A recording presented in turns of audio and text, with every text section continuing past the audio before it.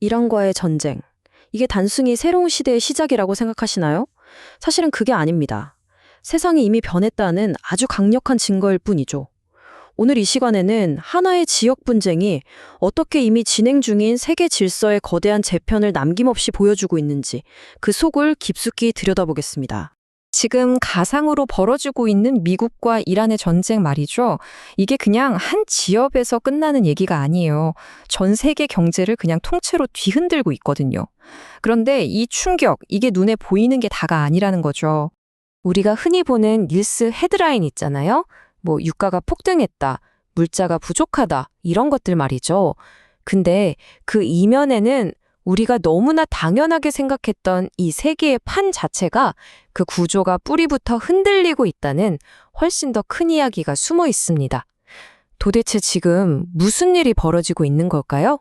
자, 그럼 먼저 우리 모두가 피부로 느끼고 있는 이 즉각적인 위기부터 한번 짚어보죠. 이 전쟁이 말 그대로 도미노를 쓰러뜨렸어요. 보세요. 호르무즈 해협을 딱 막히니까 이게 바로 세계 에너지 위기로 번지죠. 그러자 아시아에선 기름값이 하늘 높은 줄 모르고 치솟고요. 저 멀리 칠레에서는 운송비 때문에 시위가 일어납니다. 이게 다 연결돼 있는 거예요. 심지어 지금은 비료가 부족해서 식량 공급망까지 위협받는 상황이니까 전 세계 정부들이 정말 머리를 싸매고 있는 거죠. 자, 그런데요, 진짜 중요한 이야기는 지금부터입니다. 이런 경제적인 고통, 물론 심각하죠. 하지만 더 핵심적인 건 이 전쟁을, 이 사태를 세계의 다른 나라들이 어떻게 받아들이고 있느냐. 바로 그 해석의 문제에 있습니다. 바로 이 지점. 이 해석의 차이가 모든 걸 설명해 줍니다. 이 전쟁의 진짜 의미는 워싱턴이나 브뤼셀에서 쓰이는 게 아니에요. 완전히 다른 곳에서 전혀 다른 방식으로 읽히고 있거든요. 우리가 포스트 아메리칸, 그러니까 미국 중심의 시대가 저물고 난 이후의 세계관이라고 부르는 게 드디어 본격적으로 모습을 드러내고 있는 겁니다. 자, 여기 화면을 한번 보세요. 서구와 소위 말하는 글로벌 사우스의 시각 차이가 정말 극명하게 보이죠.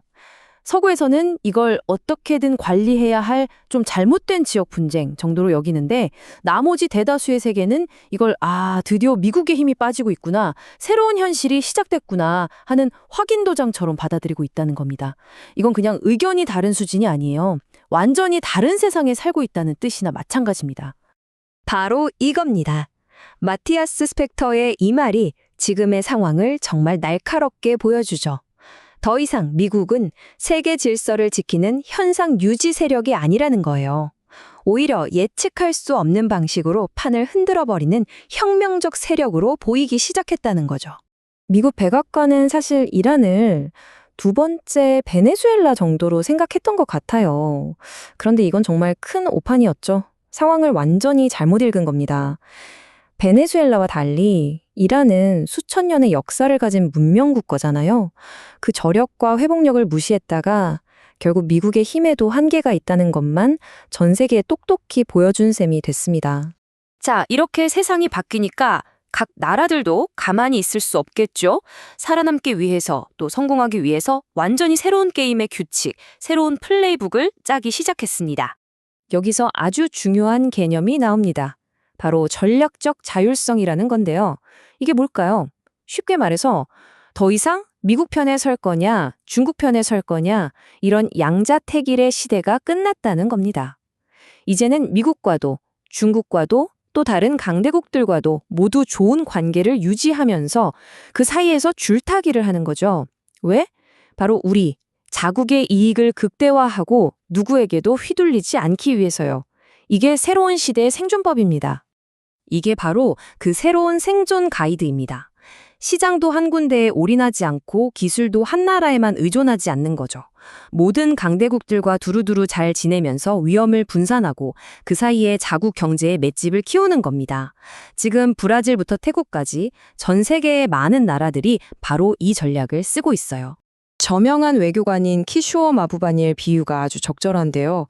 걸프 국가들은 미국이라는 한 명의 보디가드에게 모든 걸 맡기는 실수를 저질렀다는 거죠. 반면에 아세안, 즉 동남아시아 국가들은 어땠나요? 미국, 중국, 일본 모두를 자기네 시장으로 끌어들여서 서로 경쟁하게 만들었잖아요. 그렇게 위형은 낮추고 자율성은 높이면서 번영을 이룬 겁니다. 이게 바로 지정학적 역량의 차이죠. 그런데 이런 정치, 외교적인 변화가 전부가 아닙니다. 그 밑바닥에는 훨씬 더 거대하고 근본적인 흐름이 있어요.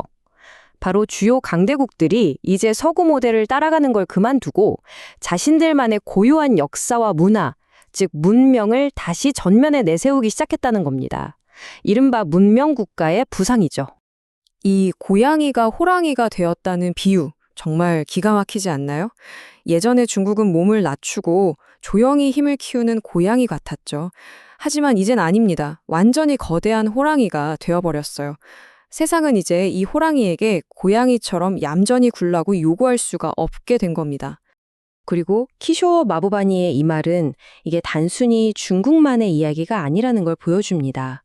아시아의 많은 나라들이 성공하려면 서양처럼 되어야 한다고 믿었던 시대가 이제 끝나가고 있다는 거죠. 중국도 인도도 이제 서구 사회의 짝퉁이 되길 거부하고 자신들만의 꿈의 궁전, 자신들만의 문명적 정체성을 다시 쌓아 올리고 있는 겁니다. 이건 정말 거대한 변화예요. 이런 흐름 속에서 서구의 도덕적 권위는 그야말로 땅에 떨어졌습니다. 특히 가자지구 사태 같은 일들을 겪으면서요. 마부바니의 비유처럼 교회에서 구부간의 정절을 막 설교하는데 정작 그 신부가 바람을 피우고 있다면 누가 그 말을 믿겠어요? 서구가 말하는 인권, 민주주의 이런 말들이 이제 서구 바깥에 사는 전 세계 인구의 88%에게는 그저 공허하고 위선적인 외침으로 들릴 뿐입니다.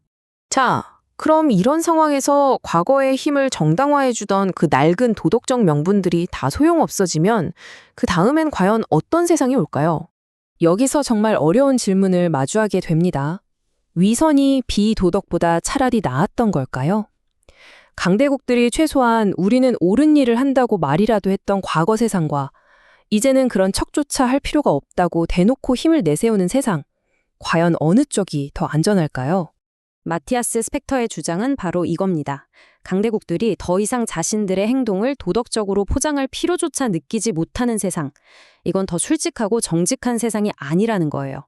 오히려 훨씬 더 위험한 세상이라는 거죠. 왜냐하면 위선이라는 건 비록 짜증나지만 약한 나라들이 강한 나라들을 향해 당신들 말하고는 다르게 행동하잖아 라고 비판할 수 있는 최소한의 근거라도 됐거든요. 하지만 이제 그런 언어 자체가 사라지고 오직 힘의 논리만 남게 된 겁니다. 결국 이 모든 이야기는 21세기를 살아가는 우리에게 가장 근본적인 질문 하나를 던집니다. 미국이 이끌던 질서가 서서히 저물어가는 이 시점에 과연 무엇이 혹은 대체 누가 이 복잡하고 불안정해진 세계를 다시 하나로 묶어주고 새로운 안정성을 만들어낼 수 있을까요?